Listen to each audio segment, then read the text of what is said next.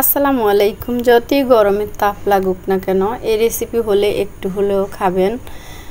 প্রথমে একটি প্যান বসিয়ে দিলাম, প্যানের ভিতর দিয়ে দিলাম আমি খেজুরের গুড়টাকে এখন আমি হাফ কাপ পানি দিয়ে একটু গলিয়ে নিব। দিয়ে দিব গোটা মশলার ভিতরে শুধু আমি তেজপাতা ইউজ করছি। এখন আমি দিয়ে দিব 1 কাপ চিনি, দিয়ে দিব স্বাদ মতো লবণ। মিষ্টি জিনিসে লবণ দিলে কিন্তু খেতে ভীষণ ভালো লাগে। একটু গলিয়ে নিলে তারপরে আমি এখানে দিয়ে দিব ঘন করে জাল করে রাখা 2 কাপ লিকুইড দুধ। একটু নেড়ে চেড়ে দিব।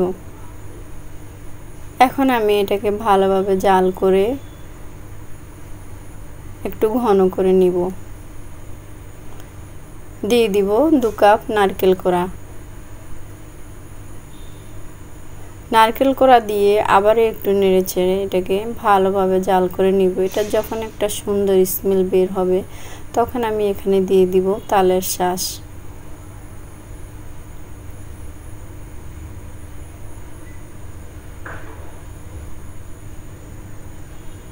এখন আমি এটাকে ভালোভাবে নেড়ে চেড়ে দিব।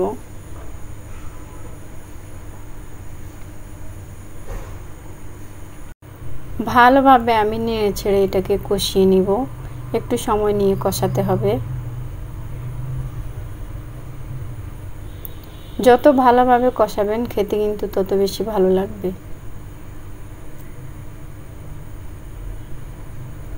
বারবার একটু নেড়ে দিতে হবে।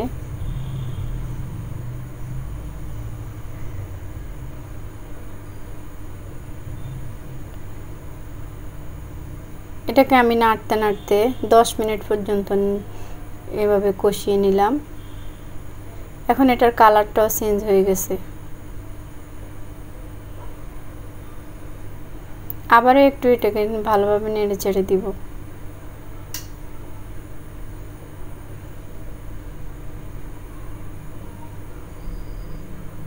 এখন আমি 2 টেবিল চামচ চালের গুঁড়ার সাথে হাফ কাপ পানি দিয়ে একটা ডো তৈরি করে দিয়ে দিব, যাতে এটার ঘনত্বটা বাড়ে।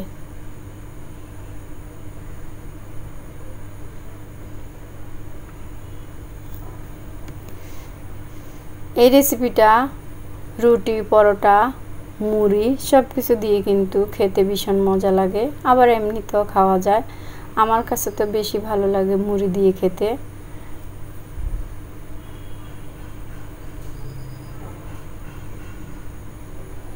ভালোভাবে নেড়ে চেড়ে দিলাম। এটা এখন বেশ ভালোভাবে ঘন হয়ে গেছে। আজকের রেসিপি যদি ভালো লাগে তাহলে শেয়ার করার অনুরোধ রইল। এতক্ষণ সাথে থাকার জন্য সকলকে অসংখ্য ধন্যবাদ। আল্লাহ হাফেজ।